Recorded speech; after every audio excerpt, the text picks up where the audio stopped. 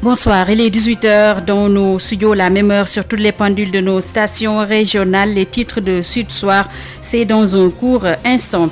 Assainissement du secteur financier affecté par la fraude et la corruption, défi que compte relever le ministère des Finances et du Budget et l'OFNAC. Les deux entités en ont pris l'engagement en cette quinzaine de lutte contre la corruption qui bat son plein.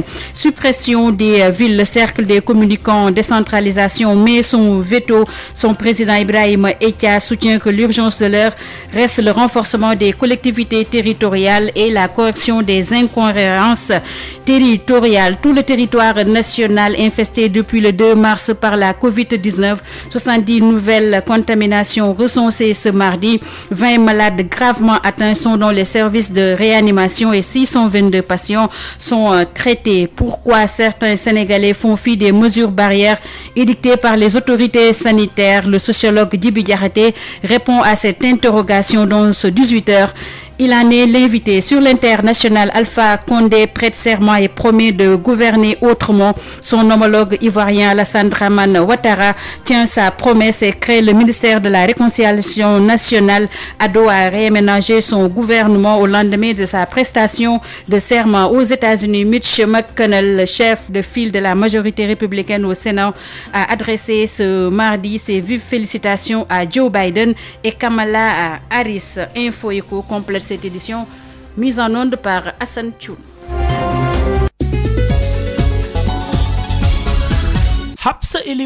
Bonsoir et bienvenue à Sud Soir. Je vous le disais en titre, le ministère des Finances et du Budget et l'OFNAC vers un assainissement du secteur financier qui est fortement impacté par les méfaits de la fraude et de la corruption. Ces entités veulent ainsi plus limiter ou éviter aux populations les déroutes dues à la cybercriminalité dont souffre le secteur financier et qu'occasionne plusieurs pertes. Les détails, c'est avec le secrétaire permanent de l'Office national de la lutte contre la fraude et la corruption, Ibrahim Fall, au micro de Josette Kali. Pourquoi on s'est intéressé à ce secteur financier ? Comme vous le savez, depuis quelques années, dans notre démarche de prévention, nous privilégions le dialogue et le partage d'informations avec les secteurs névralgiques de notre économie. À la limite, c'est le secteur le plus prépondérant de notre économie parce que, comme le représentant du ministre des Finances l'a dit tout à l'heure, il est au début et à la fin du processus de création de richesses dans les économies, pas seulement au Sénégal, mais un peu partout dans le monde. Et c'est un secteur qui brasse des centaines, voire des milliers de milliards, comme vous le savez. Donc il y a beaucoup d'enjeux dans ce secteur-là, qui est composé essentiellement déjà des organes de l'État, à travers principalement le bras financier de l'État, qui est le ministère de l'économie et des finances. Mais après, c'est tout un écosystème qui est constitué par les banques, la Banque centrale d'abord, les banques, les sociétés d'assurance, les sociétés d'intermédiation financière, les mutuelles d'épargne et de crédit, etc., etc. Donc c'est vraiment un secteur qui est très important. Nous venons pour échanger avec ces acteurs-là, pour comprendre les ressorts de la fraude et de la corruption dans le secteur financier, les mécanismes qui sont mis en place de part et d'autre pour prévenir d'abord la fraude et la corruption et pour les réprimer lorsqu'ils surviennent dans ces secteurs-là.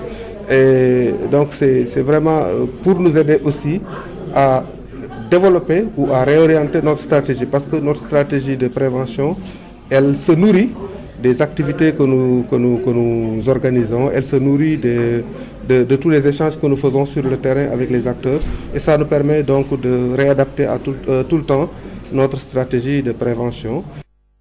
C'était Ibrahim Fall, il est le secrétaire permanent de l'Office national de la lutte contre la fraude et la corruption. Pour rappel, l'OFNAC organise en ce moment la quinzaine de lutte contre la corruption et la journée mondiale de lutte contre la corruption, c'était le 9 dernier.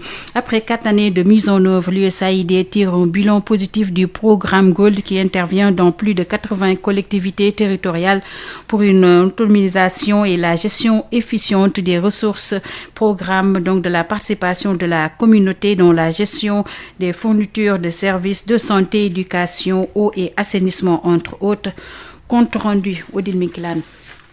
Avec un objectif initial de 63 collectivités territoriales, dont 50 communes et 13 départements à couvrir, aujourd'hui, Le programme gouvernement local pour le développement Gold étend ses activités dans 90 collectivités territoriales, 77 communes des régions de Tambacounda, Kédougou, Kolda et Sédhiou. Jean-Michel Chris, directeur du programme Gold. Ce besoin, il est ressenti très fort actuellement puisque depuis plusieurs années où nous travaillons dans nos régions d'intervention avec actuellement 90 collectivités territoriales, nous avons constaté qu'il y a beaucoup de bonnes pratiques, beaucoup de résultats très intéressants qui améliorent la gouvernance des collectivités territoriales, mais surtout que cette gouvernance a un impact positif sur les conditions de vie de la population. Nous avons constaté par exemple que dans beaucoup de régions où nous travaillons, les communautés sont mobilisées pour mieux évaluer la performance des services, elles connaissent mieux leurs droits, elles sont mieux armées pour faire du plaidoyer auprès des autorités pour l'amélioration. Le programme Gold de l'USAID doit être une référence pour d'autres projets qui interviennent dans le développement local, selon le président du Cercle des communicants en décentralisation, Ibrahima Etia. Tout à l'heure, au chef de mission de Gold, c'est quoi votre secret? Il m'a dit, on n'a pas de secret. Mais véritablement, il y a quelque chose qui est derrière, parce qu'ils sont nombreux, les projets ou programmes qui interviennent dans les collectivités territoriales, mais au finish, il n'y a pas d'impact, il n'y a pas de résultat. Et c'est quoi le problème? Je pense qu'aujourd'hui, ce modèle-là doit être partagé avec le grand public pour que les collectivités territoriales puissent vraiment bénéficier des actions, des programmes qui interviennent dans leur territoire. Le programme USAID Gold a aussi apporté son soutien à la riposte contre le Covid-19 avec une contribution financière de 100 millions de francs CFA destinée aux collectivités partenaires. Merci à Odile Minkilan, le président du Cercle des communicants en décentralisation, s'est prononcé sur la suppression des villes idées agitées ces temps derniers. Ibrahima Etia répond à Odile Minkilan. Le débat aujourd'hui devait se situer au niveau du renforcement des collectivités territoriales.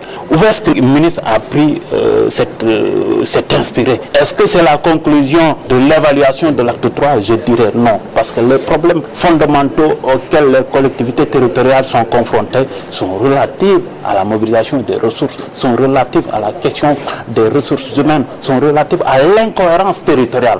Voilà les problèmes auxquels les collectivités territoriales sénégalaises sont confrontées. Et je pense qu'elles ont besoin aujourd'hui d'être appuyées. C'est vrai, l'État fait des efforts en matière de transfert de fonds, mais le débat c'est à ce niveau. Comment faire pour avoir de véritables territoires? Comment faire pour avoir des territoires forts, des territoires qui peuvent porter leur propre développement? La ville, elle a des compétences, elle a sa raison d'être. On ne peut pas se lever un bon jour et dire qu'on va supprimer les villes. Pour mettre quoi à la place? C'est très clair dans le nouveau code général des collectivités territoriales. Il y a ville parce que la ville et le département partagent le même territoire. Et quand la ville et le département partagent le même territoire, le département en tant que collectivité territoriale n'existe pas.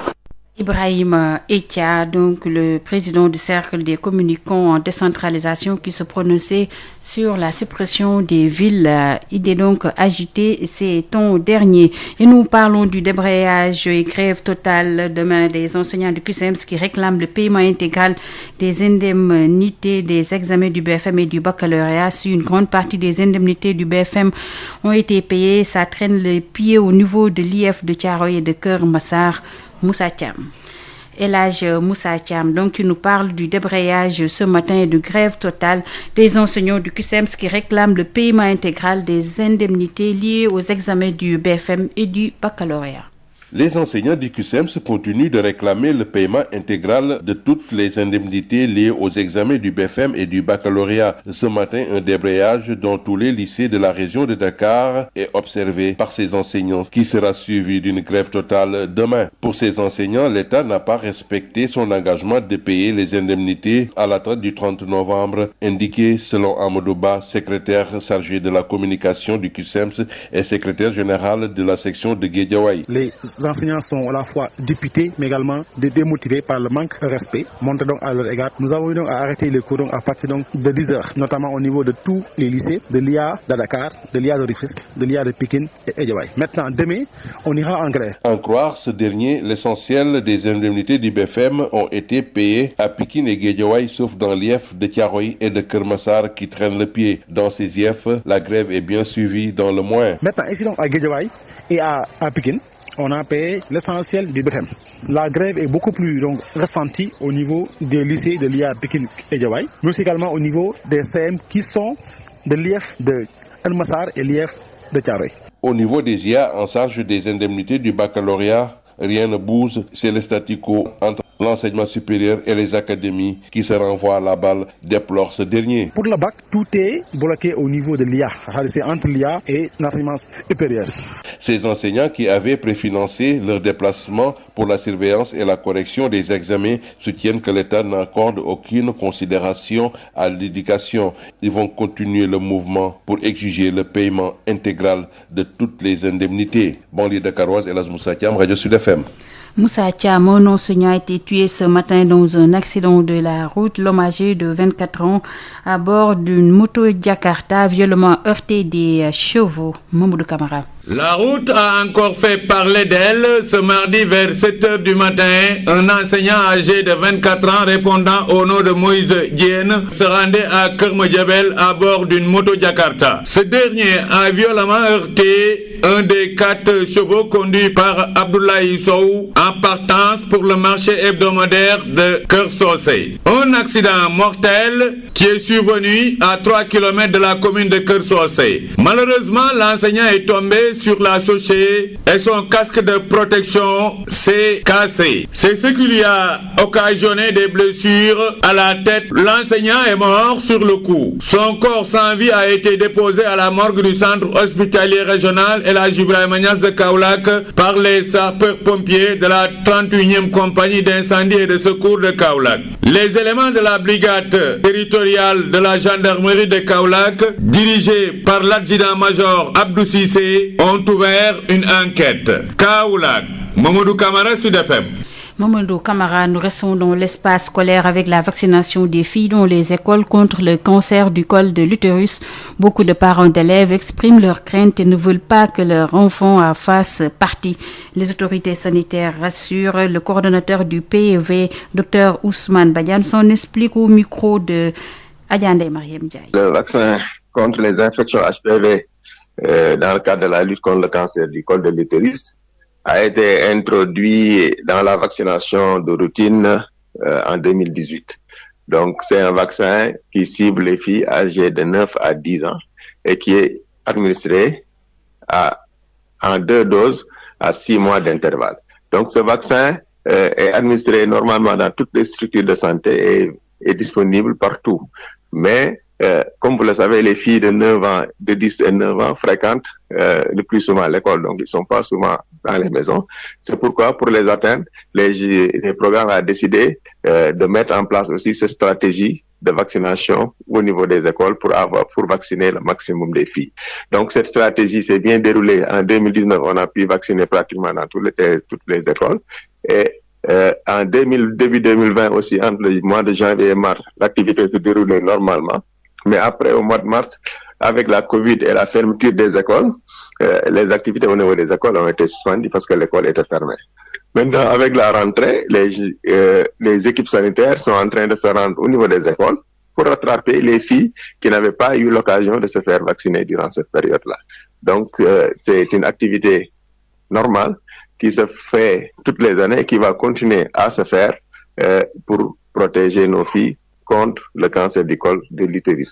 Donc, c'est une activité qui se fait en collaboration avec le ministère de l'Éducation et les inspections d'académie et entre les écoles aussi et les formations sanitaires qui les polarisent. Donc, pour rassurer les parents, c'est pas un vaccin nouveau, c'est le même vaccin qui a été utilisé ces dernières années et c'est un vaccin qui est sûr et efficace et qui peut permettre de protéger ultérieurement nos filles contre cette terrible maladie qu'est le cancer du col de l'utérus. Docteur Ousseynou Badiane, coordonnateur du PEV au ministère de la Santé et de l'Action sociale. Nous restons dans les couloirs de ce ministère pour y retrouver le directeur de la prévention, Dr El Hadji Mamadou Ndiaye, qui nous fait le point de la situation du jour de la Covid-19. Sur 938 tests réalisés, 70 sont revenus positifs, soit un taux de positivité de 7,46%. Les cas positifs sont répartis comme suit. Nous avons eu 20 cas contacts suivis par nos services, aucun cas importé n'a été enregistré au niveau de nos différentes portes d'entrée aériennes, maritimes et terrestres, et nous avons enregistré 50 cas issus de la transmission communautaire répartis comme suit. 5 cas à Dakar Plateau et à Touba, 4 à Matam et à Richard Toll, 3 à Ngor et à Ourossogui, 2 à Diourbel, Louga, Mbao, Mermoz, Ouakam, Sacré-Cœur 3 et Yoff. Enfin, 1 à Cité Keur Gorgui, Cité Soprim, Fann, Guédiawaye, Gueule Tapée, Kidira, Médina, Nord Foire, Podor, Saint-Louis, Sicap Amitié 3 et zone de captage. 84 patients hospitalisés ont été contrôlés négatifs et déclarés guéris.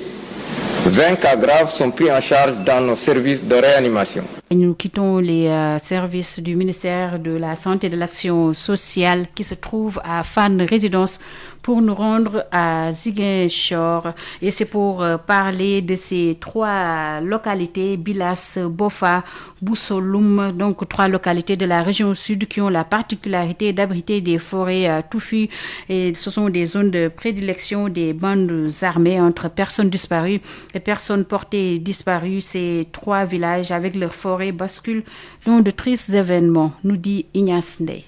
Bilas, Boussolum, Bofa, des noms de localités de la région sud qui se sont tristement illustrés ces dernières années par des événements malheureux. Des personnes tuées, des personnes portées disparues. Dans les forêts de ces localités de la région sud, le bilan macabre installe l'anxiété et la désolation.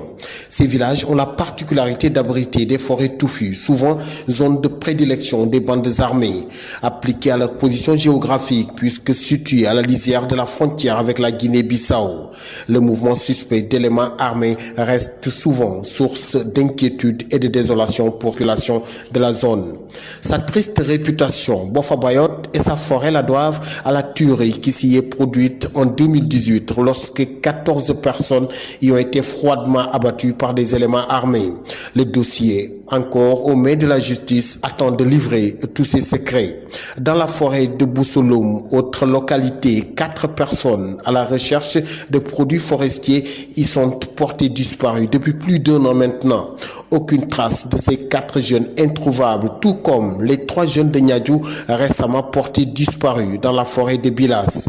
L'armée, dans ses opérations de sécurisation, tente de nettoyer ces zones, mais la tâche s'avère titanesque au vu de la configuration et de la position de ces forêts dans ces villages. Bilas, Boussolum, Bofa, 3 noms, 3 villages avec des forêts qui malheureusement tentent de résister à la dynamique de paix enclenchée depuis. Des noms de localités et de forêts qui par coïncidence commencent par la lettre B, comme pour barrer la route à cette paix qui peine à être définitive en Casamance. Ziguinchor, Ignace Ndeye, Sud FM. Sud International. Sur l'international, le président guinéen Alpha Condé a prêté serment ce mardi pour un 3e mandat. Cette cérémonie de prestation de serment s'est déroulée en présence de tous chefs d'État africains. Le président guinéen s'engage à gouverner autrement en menant une guerre sans merci contre les fossoyeurs de l'économie. L'opposition avait appelé à manifester, mais le mot d'ordre n'a pas été suivi. Correspondance depuis Conakry, Amadou Wouribari. Moi, Alpha Condé, je jure de respecter et de faire respecter strictement les dispositions de la Constitution en cas de parjure, que je subisse les rigueurs de la loi. Après 2010 et 2015, Alpha Condé prête serment pour une 3e fois devant le président de la Cour constitutionnelle. Le moment est solennel. Pour ce nouveau mandat de 7 ans qui démarre, Alpha Condé promet de mettre fin à certaines anciennes pratiques qui ont miné ces 10 ans de gouvernance. Nous nous engageons à lutter avec fermeté contre la corruption qui gangrène le développement de notre pays, le copinage, le clientélisme. Gouverner autrement. 12 chefs d'État africains, dont Denis Sassou Nguesso du Congo, Idriss Déby du Tchad, ont pris part à cette cérémonie d'investiture. Devant ses pairs africains, le président guinéen va envoyer des piques à des dirigeants occidentaux opposés au tripatouage des constitutions sur le continent africain. Nous restons fidèles à notre idéal panafricain, fiers de notre souveraineté, savoir que c'est nous qui devons prendre nos décisions.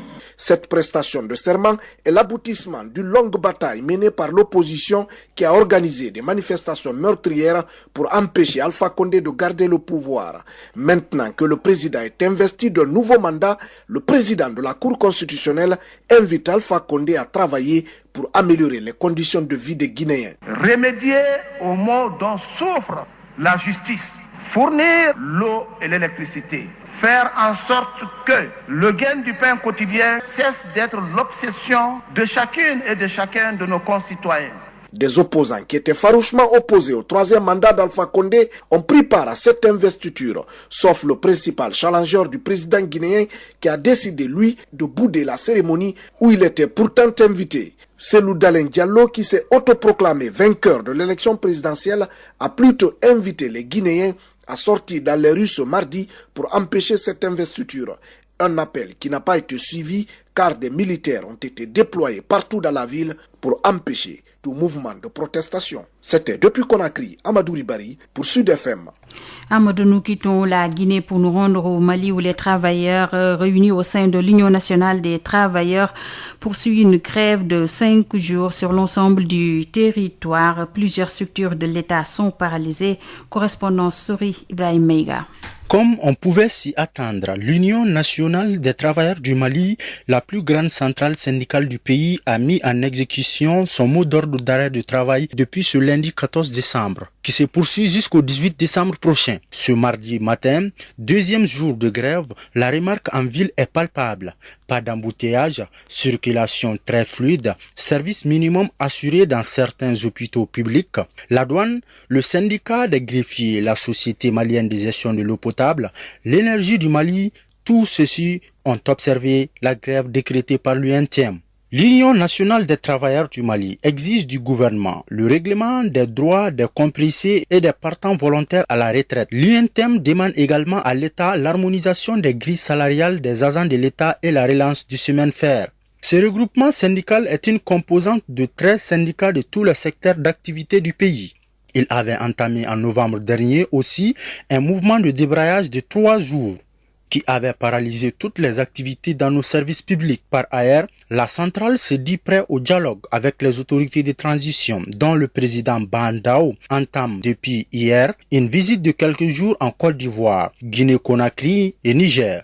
Les négociations seraient en cours ce mardi entre les parties en bras de fer. Pour des observateurs, cette grève n'est pas opportune en cette période. Sori Ibrahim Meiga, Bamako, Sud FM. Sori, en Côte d'Ivoire, au lendemain de son investiture, le président Alassane Ouattara a procédé à un réaménagement du gouvernement. Le tout nouveau ministère de la Réconciliation nationale a trouvé client. Il s'agit de Kouadio Konan Bertin, plus connu sous ses initiales KKB, candidat lors de la dernière présidentielle face à Alassane Dramane Ouattara. Il avait obtenu 1,66% des voix. Autre annonce ce mardi également en Côte d'Ivoire, la restauration du ministère de l'Intérieur qui avait été scindé en 2 portefeuilles, sécurité et administration du territoire. Le ministère de l'Intérieur revient donc à l'ex-ministre de la Sécurité, Vagondo Diomonde. Aux États-Unis, le chef des Républicains au Sénat dit reconnaître la victoire de Joe Biden. Mitch McConnell, le chef de la file de majorité républicaine au Sénat américain, a adressé aujourd'hui ses félicitations à Joe Biden et Kamala Harris pour leur victoire à l'élection présidentielle au lendemain du vote des membres du collège électoral. Le président mexicain Andrés Manuel López Obrador a également félicité Joe Biden pour son élection à la présidence américaine et souligné la nécessité que les 2 pays collaborent sur la question migratoire. Le président mexicain, qui entretient une relation, je vous le rappelle, étroite avec l'actuel président américain Donald Trump, faisait partie des rares dirigeants dans le monde à ne pas avoir encore félicité le démocrate vainqueur de la présidentielle de novembre aux États-Unis. Le président mexicain affirmait que la victoire de Biden devait encore être entérinée par le collège électoral, ce qui a eu lieu hier lundi. Le président algérien Abdelhamid Tebboune, en convalescence en Allemagne après avoir contracté le Covid-19 en octobre dernier, a marqué son retour au public aux commandes en adressant aujourd'hui ses plus chaleureuses félicitations à Joe Biden pour sa victoire à la présidentielle américaine. Sud FM, l'invité du jour. Ce mardi, nous recevons comme invité le sociologue Djiby Diakhaté. Il répond à El Hadj Malick Ndiaye.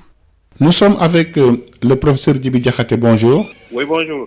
Malgré les restrictions annoncées, certains Sénégalais rechignent à respecter les mesures barrières. Alors, est-ce que cela est lié à l'approche, à la pédagogie? Comment peut-on l'expliquer? Oui, il y a la pédagogie qui pose problème. Il faut surtout dire que les autorités ont apporté des barrières aux mesures barrières. En réalité, à un certain moment, il y avait un dispositif qui avait été mis en place et qui consistait précisément à l'adoption de ces mesures, notamment lorsqu'on se déploie dans des lieux publics, les supermarchés, les marchés, les boutiques, etc., et les lieux de travail. Et donc, il y avait une surveillance policière, gendarmique stricte qui avait été mise en place pour veiller à l'effectivité de ces mesures qui avaient été prises en place, qui étaient prises par l'autorité. À cela, il fallait ajouter les initiatives qui avaient été prises au niveau communautaire pour mobiliser les communautés autour du respect des normes qui avaient été édictées par les professionnels de santé. Donc, à un certain moment, il y avait une dynamique qui avait été enclenchée et qui me semblait être une dynamique très pertinente qui constituait une riposte communautaire contre la chaîne de transmission de la maladie. Et il faut dire qu'il y avait une certaine efficacité dans ce dispositif-là. Et puis, à un certain moment, on s'est rendu compte qu'un phénomène de relâchement s'est produit et qui a été annoncé et exécuté par les autorités elles-mêmes. C'est de grands rassemblements politiques, c'est de grandes mobilisations politiques, c'est des militants qui sont mis ensemble dans un même espace, etc. Et donc, finalement, on s'est rendu compte que c'est les autorités elles-mêmes qui ont constitué une barrière au respect des mesures barrières. C'est ça que je veux dire en réalité. Et que donc, de ce point de vue-là, pédagogiquement, ça pose problème. On ne peut pas mobiliser ces militants et dire aux populations de ne pas se mobiliser et de ne pas être dans des groupes, de ne pas être dans des cérémonies, de ne pas être dans des fêtes. Donc, je crois que à ce niveau-là, il va falloir que l'autorité change complètement de paradigme, que les propos qui sont tenus, les discours qui sont tenus soient en phase avec les actes qui sont posés. Sinon, le décalage risque évidemment de créer une sorte d'incompréhension et de malentendu poussant les gens à défier à travers leur conduite au quotidien les principes élémentaires qui sont édictés par les professionnels de la santé. Les Sénégalais sont contre ces restrictions et d'ailleurs même des séries de manifestations sont annoncées pour dire non. Oui,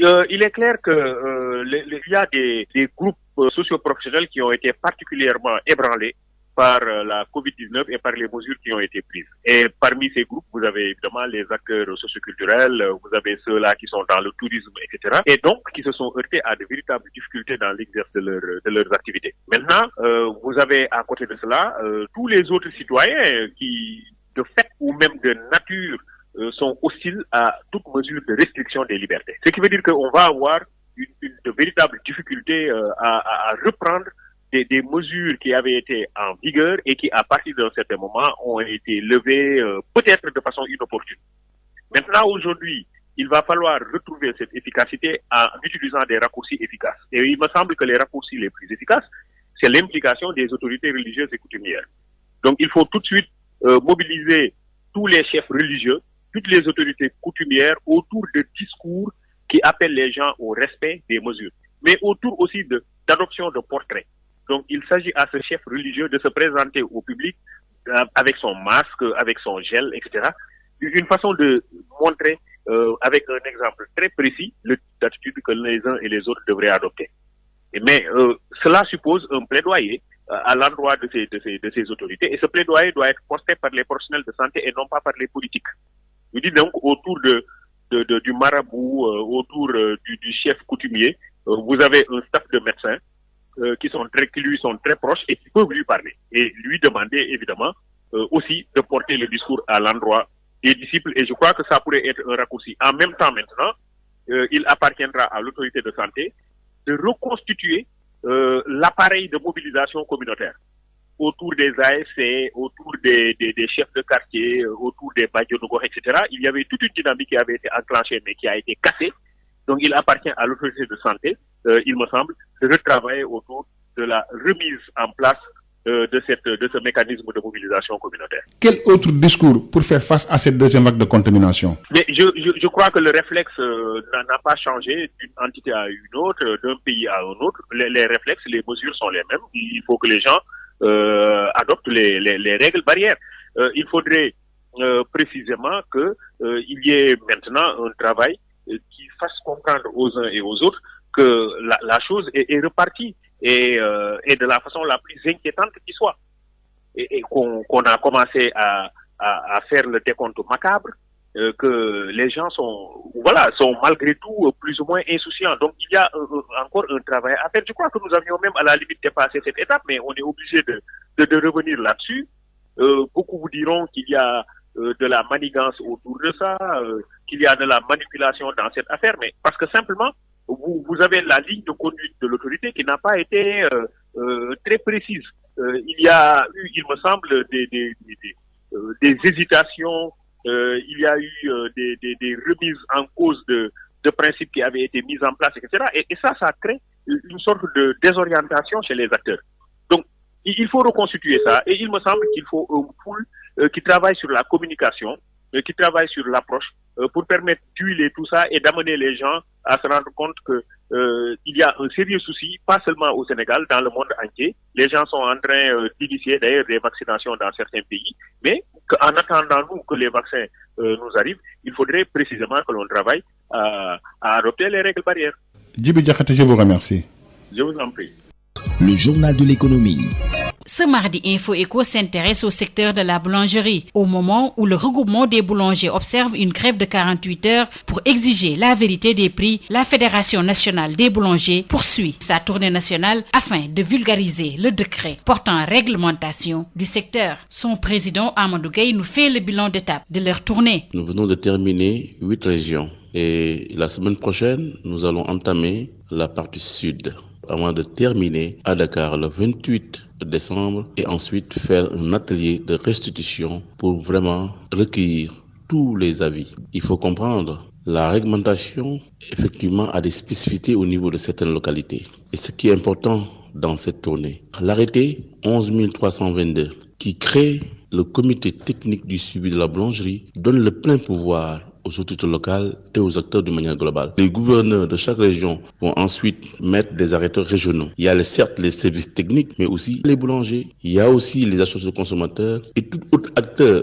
Simplement pour dire, au Sénégal, nous avons eu tellement de problèmes dans le secteur de la boulangerie depuis 10 ans. Donc avec ce décret, nous avons beaucoup d'espoir pour une bonne application de la réglementation. Je pense qu'aujourd'hui, tout le monde comprend que notre secteur est totalement déréglé. Il y a des points essentiels, l'accès à la profession pour le boulanger, pour le distributeur.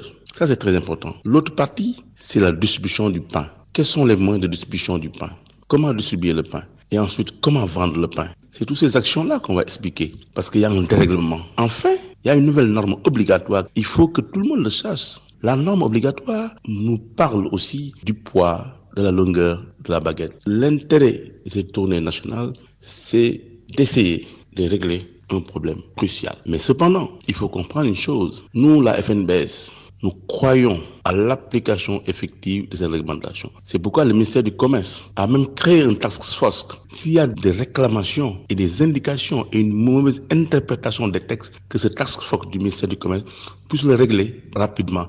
Mais cependant, ce que nous craignons, c'est une mauvaise interprétation des services techniques de tous bords. C'en est tout pour le journal de l'économie. Merci de votre fidélité. Hapsa Eliman Wan. 18h35 dans nos studios, la même heure sur toutes les pendules de nos stations régionales. C'est la fin de Sud Soir. Avant de nous quitter, le rappel des titres. Assainissement du secteur financier affecté par la fraude et la corruption, c'est le défi que compte relever le ministère des Finances et du Budget et l'OFNAC. Les deux entités en ont pris l'engagement en cette quinzaine de lutte contre la corruption qui bat son plein. Suppression des villes, le cercle des communicants en décentralisation met son veto. Son président Ibrahima Etia soutient que l'urgence de l'heure reste le renforcement des collectivités territoriales et la correction de l'incohérence territoriale. Tout le territoire national est infesté depuis le 2 mars par la Covid-19. 70 nouvelles contaminations recensées ce mardi, 20 malades gravement atteints dont les services de réanimation et 622 patients sont traités. Pourquoi certains Sénégalais, malgré la recrudescence de cette pandémie, font fi des mesures barrières édictées demandée par les autorités sanitaires. Le sociologue Djibi Diakhaté a répondu à cette interrogation de El Hadji Malick Ndiaye dans ce 18h. Il en était l'invité. Sur l'international, Alpha Condé prête serment et promet de gouverner autrement. Son homologue ivoirien Alassane Dramane Ouattara tient sa promesse et crée le ministère de la Réconciliation nationale. Ado a réaménagé son gouvernement au lendemain de la prestation de serment. Aux États-Unis, le chef des Républicains au Sénat dit reconnaître la victoire de Joe Biden. Info-Éco a complété cette édition. Hassan Thioune était aux opérations techniques. Merci à lui. Merci également à vous, auditrices et auditeurs de Sen Radio. Nous sommes mardi et comme tous les mardis à 19h, retrouvez Marie-Rosalie Ndiaye pour Allô Docteur. Auparavant, retrouvez l'équipe de Sud Éducation, Mariem et Aïda. Très bonne suite de programme.